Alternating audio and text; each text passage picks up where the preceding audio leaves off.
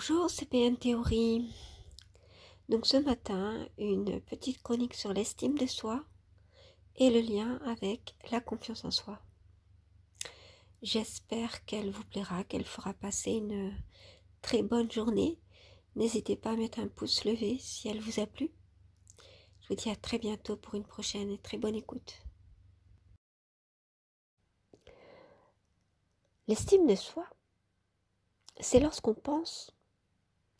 Donc l'amour de soi, c'est s'aimer soi-même, mais s'aimer inconditionnellement et de toute éternité pour toujours, et quel que soit, quoi qu'il arrive. Prenez exemple, il y a des gens qui sont très très sympathiques et qui aiment beaucoup les gens. Prenez exemple sur la manière dont vous aimez les autres. Lorsque vous êtes justement très empathique et que vous aimez beaucoup les autres, vous les aimez généralement inconditionnellement, quoi qu'ils fassent, de manière éternelle, c'est-à-dire même s'il y a eu des problèmes par la suite, eh bien vous continuez d'aimer la personne, même en votre fort intérieur. Eh bien prenez cet exemple et accordez-vous tout cela à vous. Voilà, je finis pour l'amour de soi. L'estime de soi, c'est lorsqu'on s'accorde de la valeur.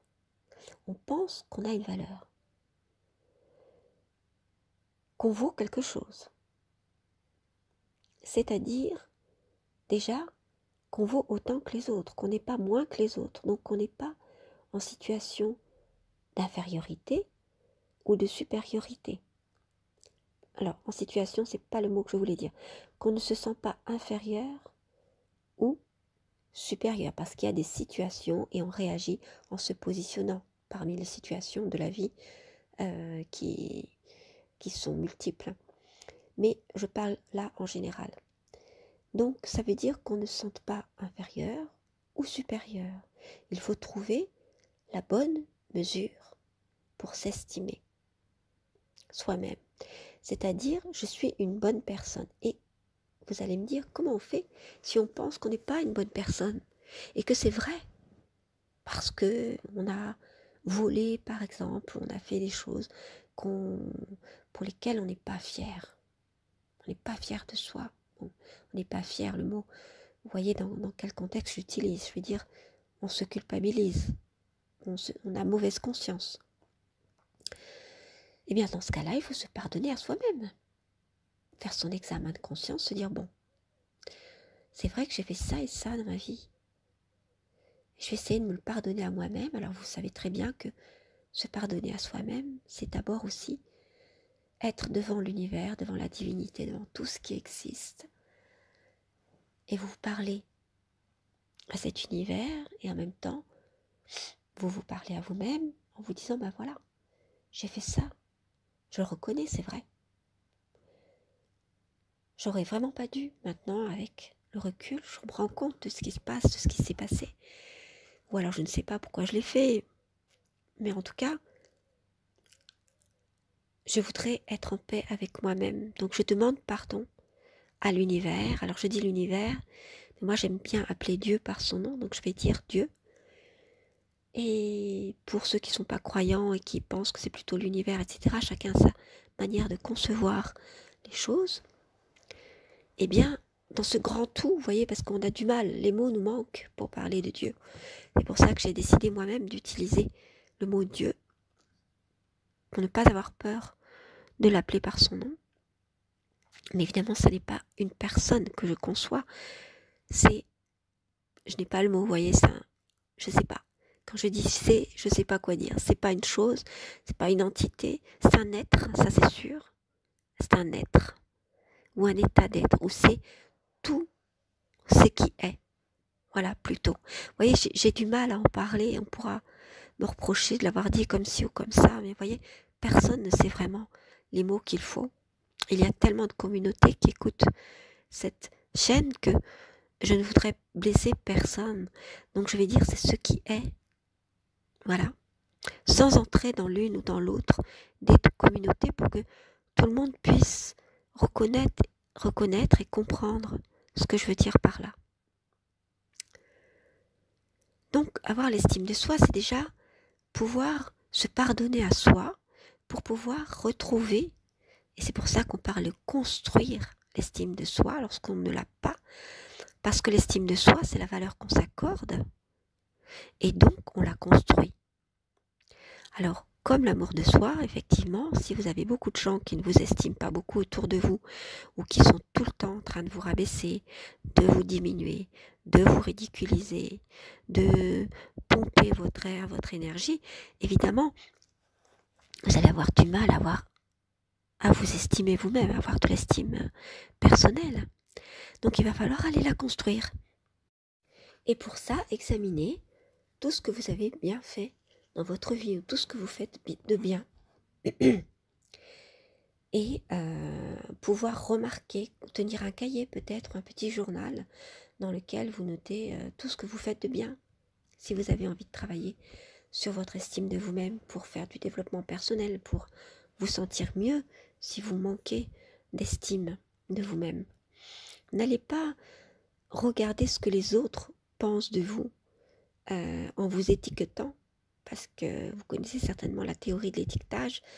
Les autres nous donnent des étiquettes et puis on devient ce qui est marqué sur l'étiquette. Si c'est marqué mauvaise personne, ben on va devenir, ou si c'est marqué par exemple râleur ou râleuse, parce que d'autres personnes ont dit à un moment donné qu'on l'était, eh bien ça va s'étendre comme ça et on va même intérioriser le fait qu'on soit un râleur, une râleuse et se définir parce que les autres nous auront définis. Voilà, alors coupez toutes ces étiquettes-là, recentrez-vous et décidez de vous estimer vous-même.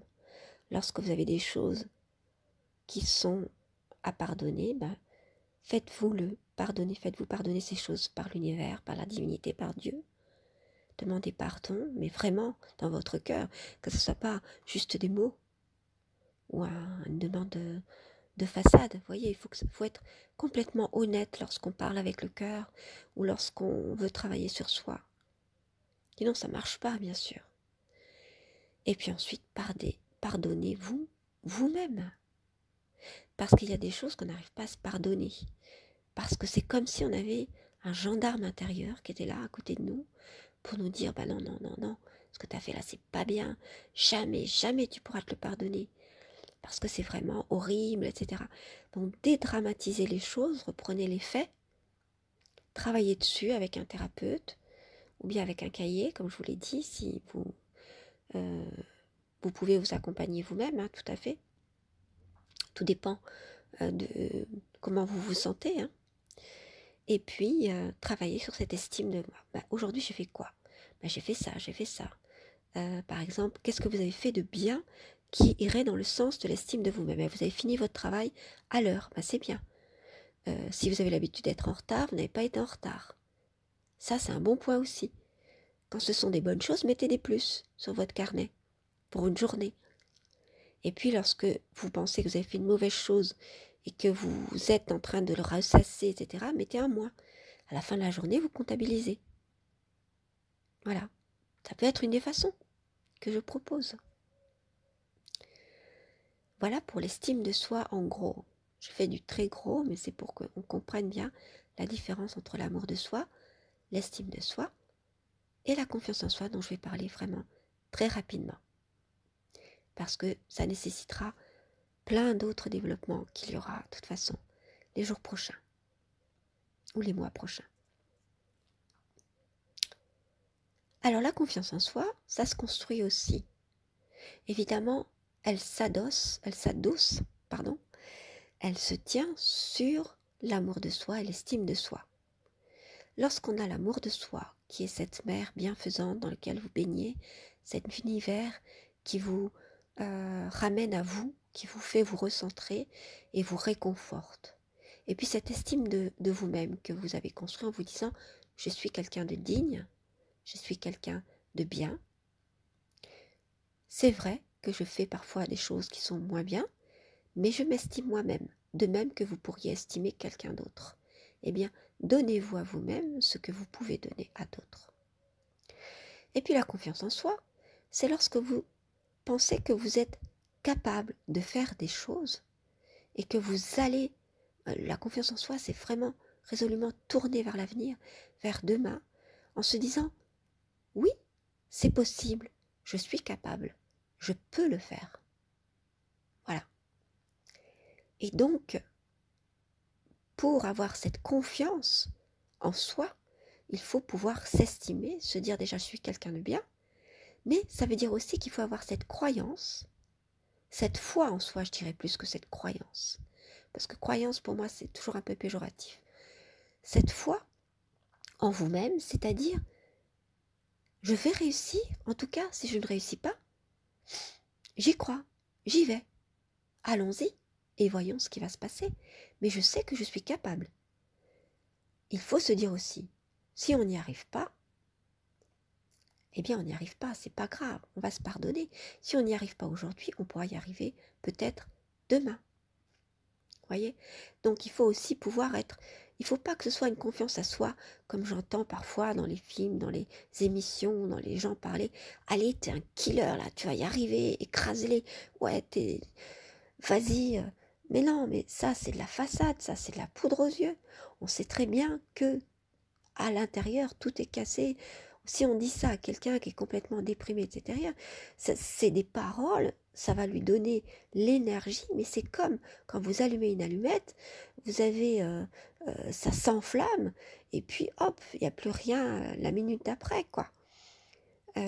Parce qu'il n'y a pas de bois à brûler, il n'y a rien derrière, vous voyez, il n'y a pas de matière. Donc ça ne suffit pas, ces simples paroles, c'est des paroles de façade et qui sont en plus mauvaise pour les autres parce qu'on vous dit t'es un killer, tu vas y arriver, écrase les autres pour y arriver. Comme si la confiance en soi, ça fera que j'en parle dans l'émission prochaine, comme si la confiance en soi, elle se basait forcément sur la destruction de quelqu'un d'autre, où on pouvait soi-même se respirer que parce que quelqu'un étouffe en gros, quoi. C'est n'importe quoi, pas du tout. Il y a de la place pour tout le monde. Simplement, vous pouvez très bien avoir confiance en vous et avoir du partage pour les autres, de la bienveillance pour les autres et reconnaître que les autres sont meilleurs que vous sur d'autres plans. Ça ne veut pas dire que vous êtes meilleur pour tout, le meilleur ou la meilleure. Ça veut dire que vous avez confiance, que vous vous sentez capable. Et ça se travaille de se sentir capable. Pour se sentir capable, il faut avoir la confiance, c'est-à-dire se dire je suis capable de le faire, je suis capable en tout cas d'essayer.